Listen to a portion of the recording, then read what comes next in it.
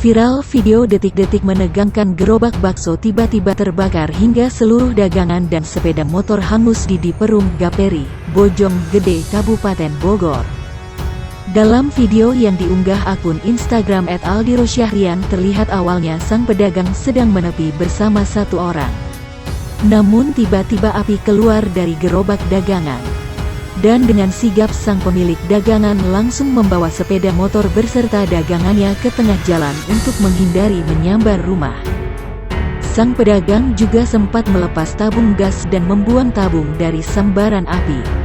Sesegeranya para warga langsung berbondong-bondong menyiram air dari rumahnya masing-masing. Hingga akhirnya api dapat dipadamkan.